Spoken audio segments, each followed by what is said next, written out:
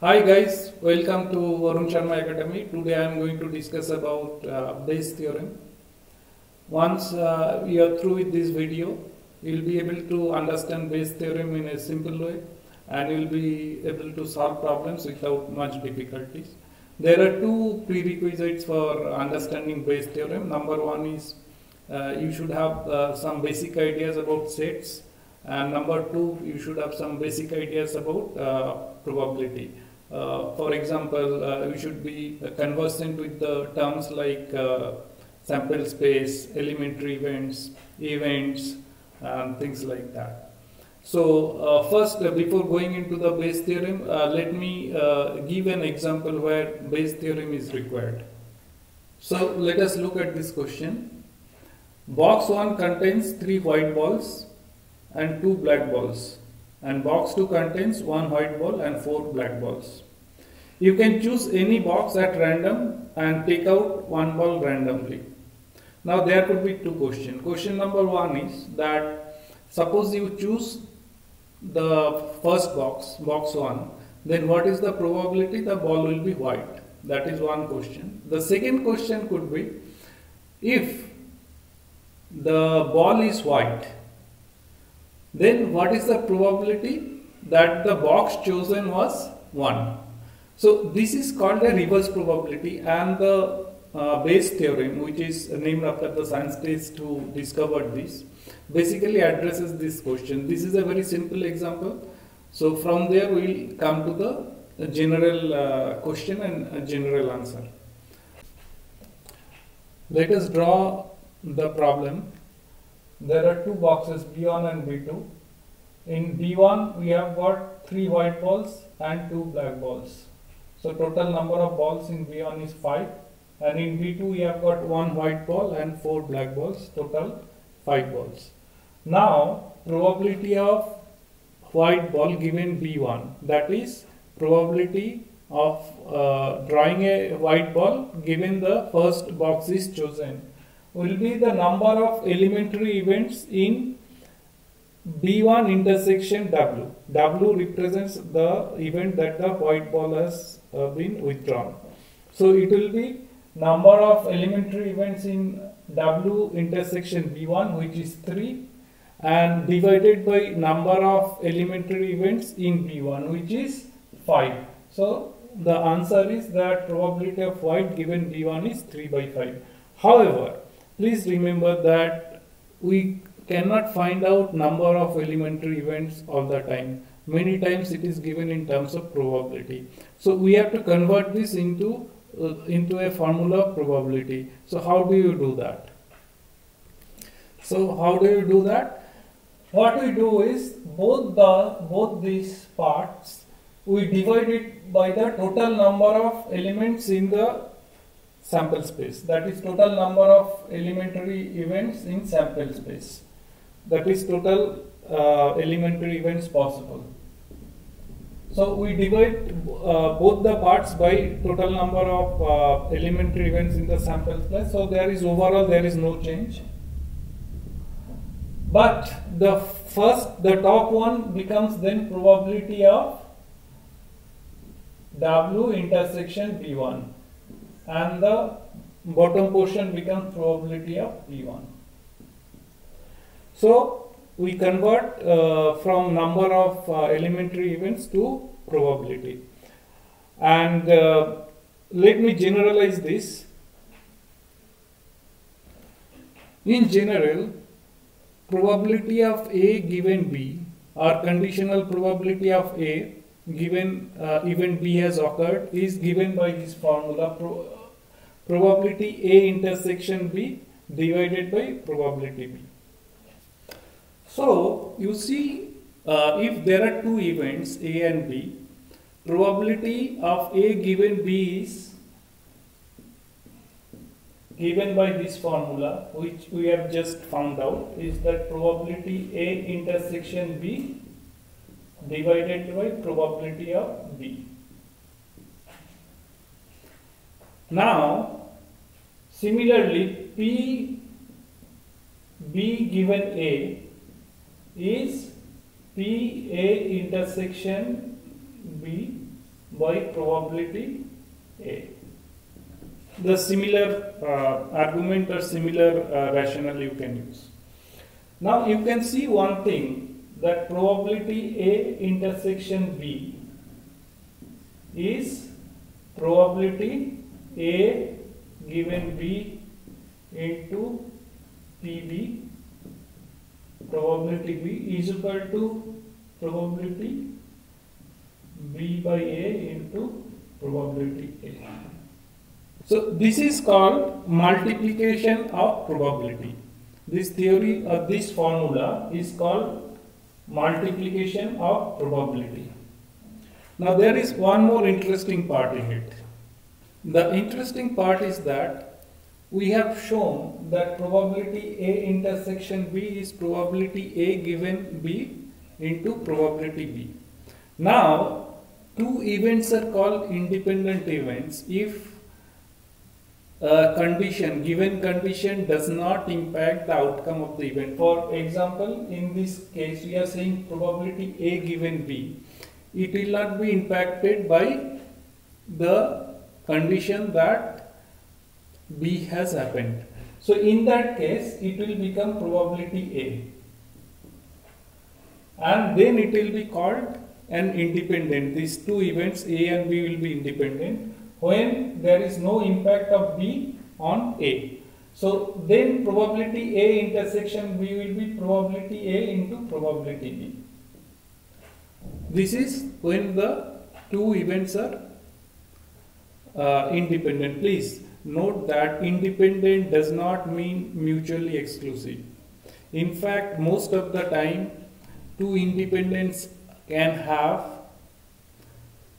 a intersection which is a non-empty set.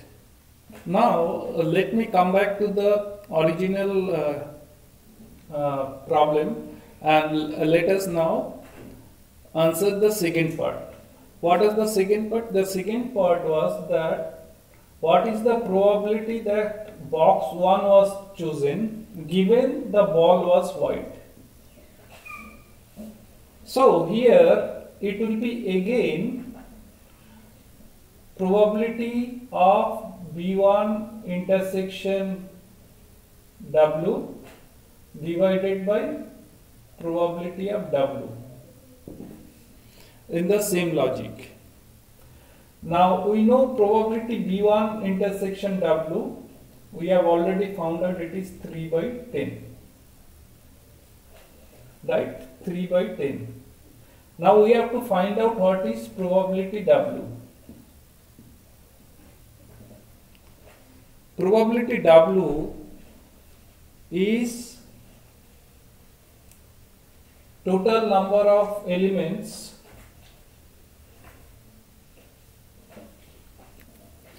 Now we have to find what is probability of W, that is probability of a white ball. Now this can happen, a white ball can come in two ways. One is that it can be from box 1 or it can be from box 2.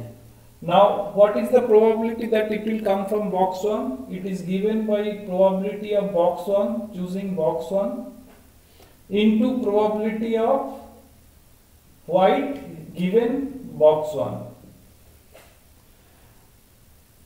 And the second part is it could be probability of box 2 into probability of W given box 2.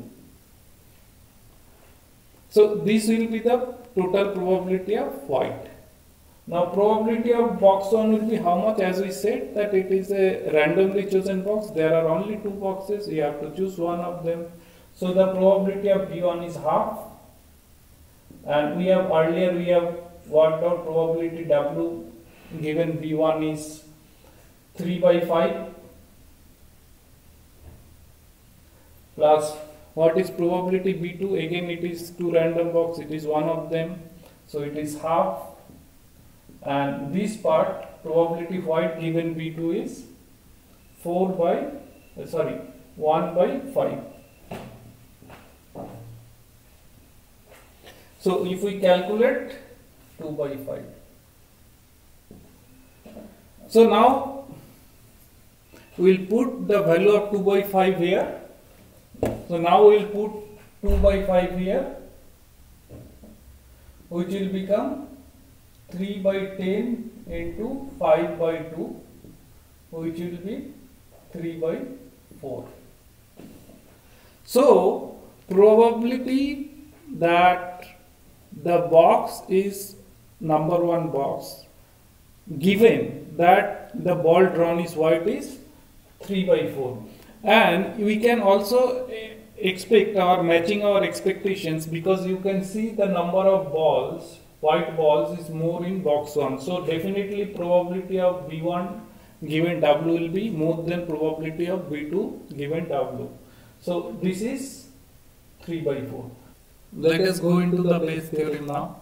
So let us have a sample space here, and which let us divide this sample space into n events, and each event is such that it is mutually exclusive and exhaustive. Let me explain what does it mean. When we talk about exhaustive, that means sum of all these put together will be the sample space. So this is called exhaustive.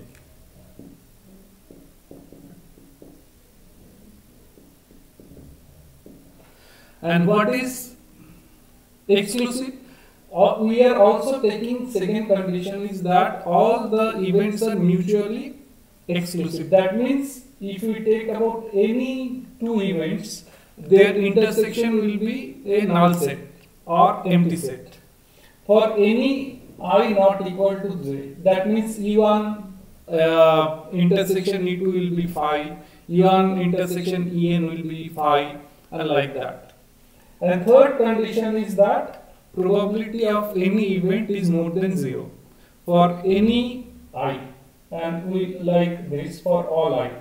So this is the symbol for all I. So this is the way we write probability EI greater than 0 for all I. Now let us have one event A, which we have denoted by this, and let us say that A intersect all these mutually exclusive and exhaustive events. So we know that probability of A will be the probability of intersection of all these. Since these are mutually exclusive events, so we can write probability A is equal to probability A intersection E, that is this area, plus probability A intersection E2, this area. So that way we add up all the areas and we get ultimately the last one is the probability A intersection En. Now from the earlier one we have found out that probability A intersection E1 is given as probability E1 into probability A given E1. So for each one of these, what we will do is we will multiply probability of that event, this is the E event, into probability of A given E. So that will give the total probability of A. So in mathematical terms, we will write it as sum of P EI into probability of A given EI for I is equal to 1 to n. So that will give you the probability of A. Clear? Now you can see this. Normally we know what is probability of A given EI.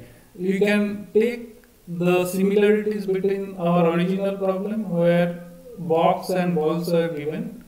Here EI is the box because box 1, box 2 they are mutually exclusive and exhaustive, and A here represents the white balls. So we know that white balls, probability of white box, if box 1 is given, that is known. So normally in this kind of cases we know what is probability A given EI. And we have to find out the reverse probability. What is probability EI given A? So what we do is probability EI given A, we know from the earlier formula it will be probability A intersection EI by probability A. Now what is probability A? We have found out earlier probability A is sigma P EI into P A given EI. So for all those events, we have to find out the probability here, which is probability A. And in top, probability A intersection EI is given by probability EI into P probability A intersection EI. So basically this is your Bayes theorem. Now let's solve one or two problems. The concepts will be clearer to you.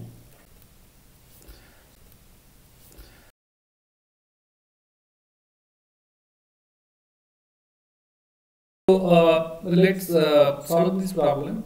Let A be the event that he knows the answer. B be with the event that he guesses. That means also he doesn't know the answer. So probability of A is 3 by 4 given. Now B will be definitely 1 minus 3 by 4, that is 1 by 4. Now given is probability C given B. That is the answer is correct given that the he guesses the question. That is, he does not know the answer. He guesses the question, but the answer somehow gets corrected. So that is 1 by 4. Now what is P C given A? That means probability of question it is correct. Given that he knows the answer, it will be 1.